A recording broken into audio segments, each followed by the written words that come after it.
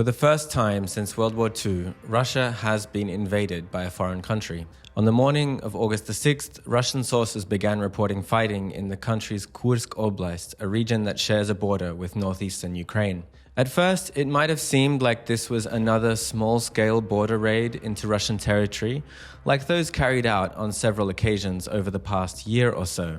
But soon, more sources, including the Russian Defense Ministry itself, reported a larger offensive involving regular Ukrainian brigades, with hundreds, if not thousands of troops backed by armored vehicles, artillery, and air defense. 4 days into the border incursion, Ukrainian troops are reported to have pushed dozens of kilometers into Kursk Oblast in one of the most stunning and unexpected moves of the war.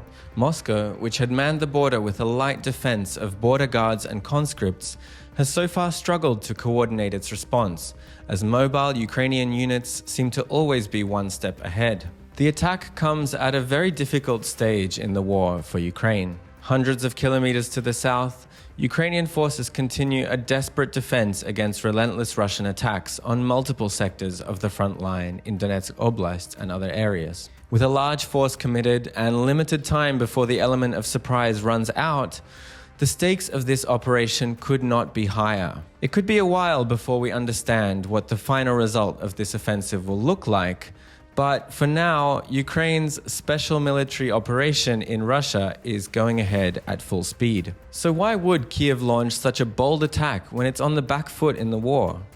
What are Ukraine's real aims? What do we know about the offensive and how it's going at the moment? And what do we need to keep an eye on looking forward? I'm Farrell, a reporter here at the Kyiv Independent, where we have been following the Kursk incursion from the start. To stay in touch with the latest developments here on the ground in Ukraine, don't forget to subscribe to our YouTube channel. So what is going on and how did we get here?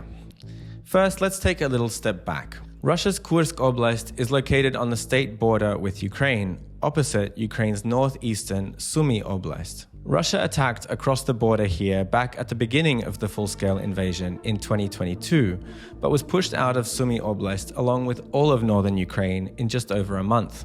Since then, while this part of the border hasn't been an active front line, Sumy Oblast has been the site of near-daily shelling, sabotage group raids, and glide bomb attacks from the Russian side. Starting in May 2023, Ukraine's state border with Russia has been the site of numerous raids conducted largely by units of anti-Putin Russian nationals and coordinated by Ukrainian military intelligence. These raids, focusing mostly on neighboring Belgorod Oblast, tended to last no longer than a week or two and were sometimes criticized for taking unnecessary losses for the sake of little more than media hype. This time, there were no half measures, as large groups of armored vehicles from regular Ukrainian units crossed the border in several locations. At first, the Russian Defense Ministry claimed that the Ukrainian advance had been stopped and the situation was all under control.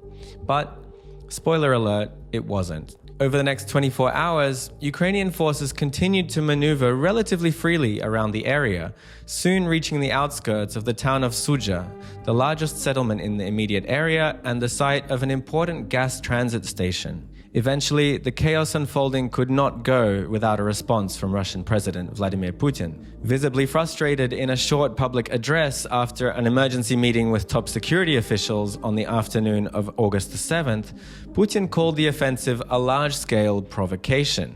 Before we go further, it's important to mention here that as of August the 9th when this was recorded, there is still very little verifiable information about exactly who holds what territory as fighting continues. Kyiv has so far refrained from any official announcements on the offensive, with President Volodymyr Zelensky simply saying that Russia should feel what it has done to Ukraine, without giving further details. Instead, information from the ground is largely limited to drone footage and anecdotal reports circulated mostly by Russian pro-war Telegram channels. At this point, Ukrainian forces are widely reported to be in control of Sudzha and nearby villages across the border. Fighting has also been reported in settlements much deeper inside Russian territory, tens of kilometers from the border, but it remains unclear whether that corresponds to real territorial control or not. For almost 2 years since the last successful Ukrainian counteroffensives, This war has been largely shaped by brutal positional warfare that has reminded many of the trenches of World War I.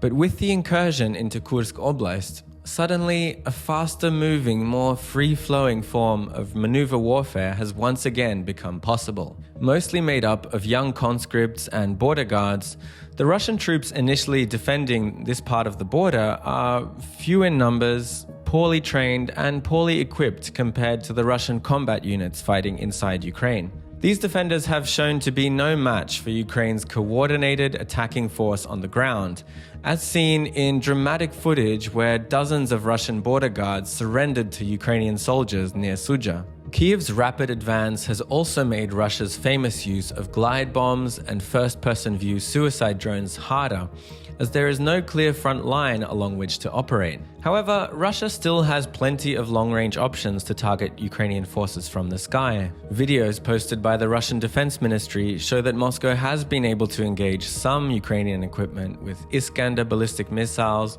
Lancet drones, and airstrikes. Over the last 24 hours, reports began to come in of fresh Russian units being gathered in Kursk Oblast for a counterattack. If and when they do engage, the fighting on the ground is likely to change in nature eventually. As one video from early on August the 9th suggested, some of these Russian troops sent to stop the incursion, a whole column of trucks filled with infantry to be precise, did not make it to the battlefield, destroyed on the road by a Ukrainian ambush or high-precision strike. For now, Kyiv seems to be continuing to push forward, but going too far could also threaten to overstretch Ukrainian logistics. The big question now is, will Ukraine try and dig in and hold territory? But more importantly, what are they trying to achieve in the first place? Immediately since the beginning of the incursion, speculation began about what Kyiv's broader aims are for such a bold move. Some Russian military bloggers floated the idea that Ukraine could be aiming to capture the Kursk nuclear power plant, which, located a daunting 60 kilometers from the border, would be a pretty far-fetched prize. The most likely explanation is that the attack aims to draw forces away from Russia's offensive in the east. In the bloody battlefields of eastern Ukraine, Russian forces have been placing immense pressure on Ukraine's defense in several sectors. In recent weeks, Ukraine's defense of the area around Pokrovsk has suffered a series of localized collapses, threatening the loss of one of the most important strategic centers in the region. In this context, allocating valuable units away from the defense of Ukrainian territory for this operation is a very high-risk move, and we are yet to see exactly if it will pay off. It is feasible that Moscow could shift some units from the front lines in Kharkiv Oblast, but it is a long way to Kursk from Donetsk Oblast itself. If Ukraine is able to hold significant territory in Kursk Oblast, another theory is that it could be used as leverage in future peace negotiations. Alternatively, the incursion might just end up being a larger-scale raid, causing as much chaos as possible and then getting out quickly before Russia musters a proper force in response. For now, there is not much we can do but watch and wait. Whether or not it will prove strategically sound in the end, there is one thing we can say for sure about the Kursk offensive. For the first time in almost a year, Russia is firmly on the back foot, and they are not happy about it.